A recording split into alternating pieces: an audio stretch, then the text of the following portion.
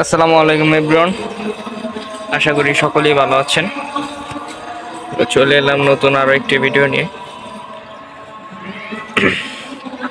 তো এই যে ট্যাঙ্কটা দেখতেছেন, এই ট্যাঙ্কের মধ্যে আজকে কিছু নতুন ভ্যারাইটির গাপ্পি উঠাবো, যার ফলে ট্যাঙ্কটা একটু ক্লিন করতেছি। তো এটা ক্লিন করাই ছিল, এখানে ব্লু পান্ডা গাপ্পি ছিল, তো সেগুলোকে এখান থেকে সরিয়ে নিছি। তো এখানে তাও কিছু পান্ডার ফ্রাই এখানে দেখতেছি, তো সেগুলোকে এখানে ধরে ধরে রাখতেছি এটার মধ্যে। এই যে দেখেন,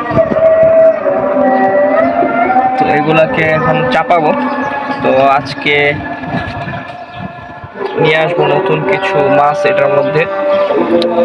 তো এই ট্যাঙ্কটা আমার কাছে পার্সোনালি খুব ভালো লাগে। দেখেন নিচে নিচে মিকড়াগুলো কিভাবে হয়েছে, তারপর এখানে সোর লিলি আছে, মিকড়াগুলো একবারে ছড়াইতেছে। তো এটা গোল হয়ে হবে যা লাগতেছে। আর এখানে কিছু ব্লু শ্রিম্প আছে, তো ওইগুলা কিভাবে গেছে আমি জানি না, হয়তো বা প্লান্টসের সাথে চলে গেছে এখানে। তো এখানে কিছু রেড শিম ছিল, সেগুলোর বাচ্চাও আছে। এই যে দেখেন, রেড শিমের বাচ্চা নিচে ঘুরতেছে।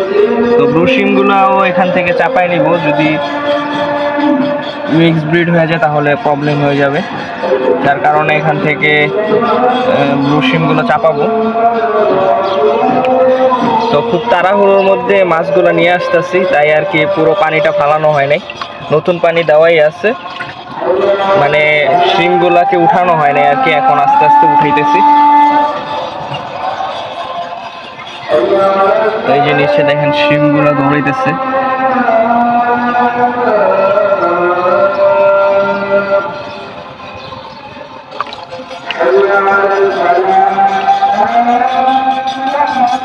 তো এতগুলো শিম কিভাবে ঢুকলো এটার মধ্যে আমি ধারণার বাইরে আর কি আমার।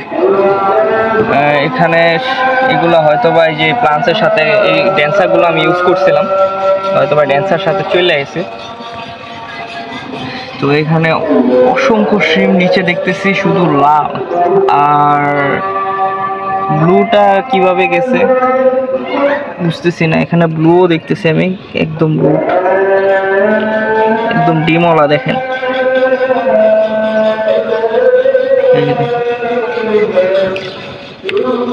তো এগুলাকে যদি এখান থেকে না সরাই তাহলে এগুলা মানে মিক্স ব্রিড হবে আর কি। তখন যে বাচ্চাগুলো হবে সেগুলো একবারে ফ্যাকাশে ফ্যাকাশে কালার আসার সম্ভাবনা আছে। তো আমি চাইতেছি না এটার মধ্যে মিক্স কিছু শিম থাকুক। কোনো একটা সময় এখানে সব শিমই উঠায় নিব, মানে পুরো পানিটা ফালায়। আর এই ট্যাঙ্কটা হচ্ছে আইবিসির উপরের পার্ট, এখানে পানি ফালানোর কোনো স্কোপ নাই। এটা আমার বালতি দিয়ে অথবা পাইপ দিয়ে একটু একটু করে ফালাতে হবে। এই কারণে এই যে দেখেন শিমগুলো যে কিভাবে আসলো আমি বুঝতেছি না। এই যে দেখেন, এটা আবার অন্য কালারের শিম।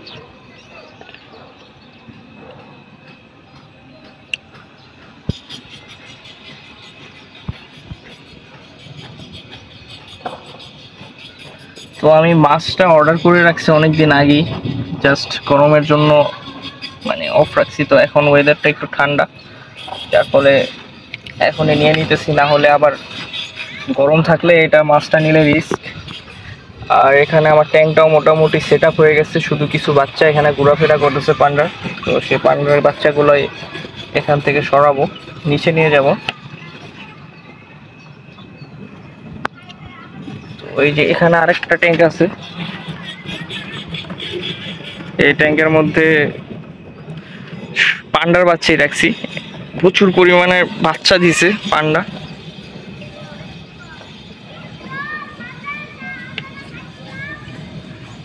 সবচেয়ে কিউট একটা মাছ পান্ডা, আর যেটা নিয়ে আসতেছে সেটাও কিউট। তো ওইটা এখন বলবো না, ওইটা ভিডিওতে দেখাবো আপনাদের কি মাছটা নিয়ে আসতেছি। আর এখানে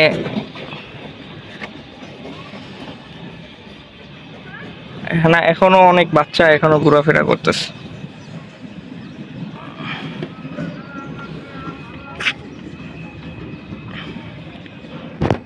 প্লান্টসগুলো দেখেন,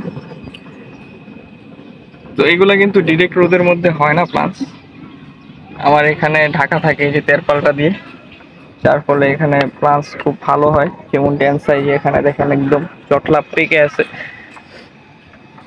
তো এইভাবে আমি আস্তে আস্তে এগুলোকে তুলবো, তুলে পরে আমি রওনা হব মাছটাকে রিসিভ করার জন্য। তো এখানে মোটামুটি মাছ ধরা শেষ, তো বাকি যেগুলো থাকে সেগুলো এখন ধরে নিব, তারপর আমি রওনা হব মাছ ধরার জন্য। তো আপনারা একটু অপেক্ষায় থাকবেন, অবশ্যই আপনাদের দেখাবো মাছগুলো কি মাছ আমি নিয়ে আসছি এই ট্যাঙ্কের জন্য। তো আপনাদের একটা রেড শ্রিম্পের কারমা দেখাই। তো এখানে এই ট্যাঙ্কটা দেখতেছেন, একটা নর্মালি একটা ক্যারেট দিয়ে তৈরি করা। তো এটাই হচ্ছে রেড শ্রিম্পের কারমা আর কি এখানের মধ্যে। তো এখানে আমি হাতে গুনে 4 পিস আমি লিগেল রেড শ্রিম্প ফালাইছিলাম প্রায় 1 মাস আগে। তো এখন দেখেন কি অবস্থা,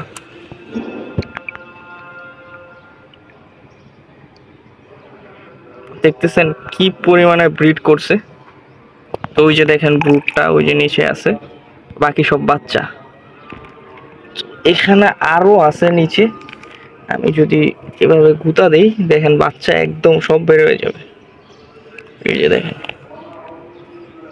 তো এই ট্যাঙ্কটা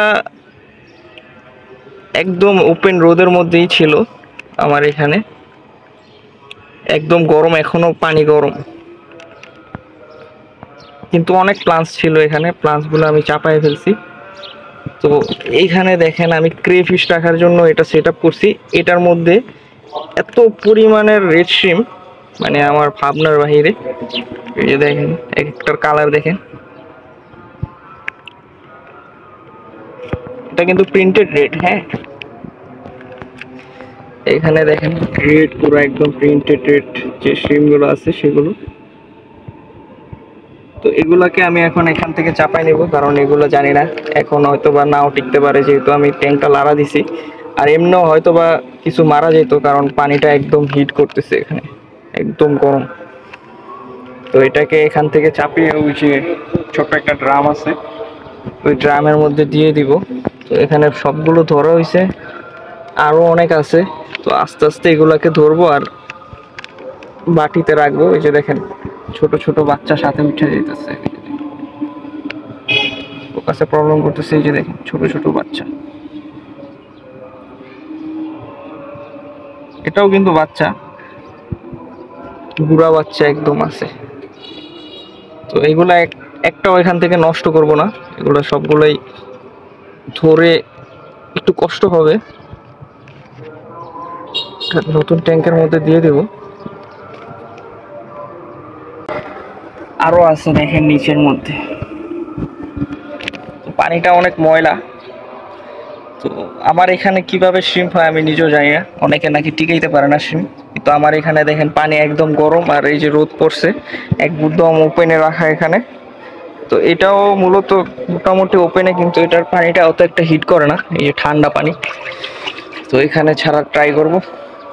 তো এখানে দেখেন একবার ট্যাঙ্কির পানি একবার ফুল হয়ে গেছে।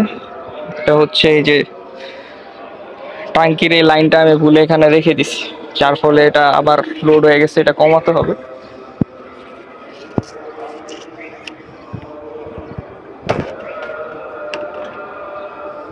তো এখানে হচ্ছে আমার ডাম্বো মোজাইক কোয়ালিটিটা এখন আমি আপনাদের তুলে দেখাবো না, আপনারা জাস্ট উপর থেকে দেখেন, দেখে বলেন যে কোয়ালিটিটা কেমন। বোঝা যাচ্ছে, জাস্ট উপর থেকে দেখে বলেন কোয়ালিটিটা কেমন। আমি ধরবো না এগুলা। মাশাআল্লাহ, এই যে বাচ্চা দিতেছে, বাচ্চা করতেছে, অসংখ্য বাচ্চা আছে এখানে। ওরা একটা জিনিস খেয়াল করলাম, ওরা তেমন একটা বাচ্চা খায় না। এই যে দেখেন মেলগুলো কিভাবে ড্যান্স করতেছে ফিমেলের সাথে। তো আজকে যে মাছগুলো নিয়ে আসবো সেগুলো আমার সব থেকে ফেভারেট। তো ওগুলো এখন নিয়ে আসতে যাব, আপনারা সবাই পাশে থাকবেন। একটু পরে রওনা হব মাছগুলো নিয়ে আসার জন্য। সেখান থেকে মাছগুলো নিয়ে আস্তে আস্তে আমার অনেকটা লেট হয়ে যায়, মানে সন্ধ্যার টাইম হয়ে যায়। তো তেমন একটা ভিডিও করতে পারিনি, একটু অন্ধকার ছিল। তো এখানে দেখতে পাচ্ছেন আমি সান্টা ক্লজ গাপ্পি নিয়ে আসছি এই ট্যাঙ্কের জন্য। এগুলাকে এখানে ব্রিডিংয়ে দিব। তো দেখি কি হয় এখানে, কি রকম রেজাল্ট পাই। সবাই দোয়া করবেন। তো আজকের ভিডিওটা এই পর্যন্তই। আপনাদের পরবর্তীতে এদের আপডেটটা দিয়ে দিব। তো সেই পর্যন্ত আপনারা সকলেই ভালো থাকবেন। আসসালামু আলাইকুম রহমতুল্লাহ।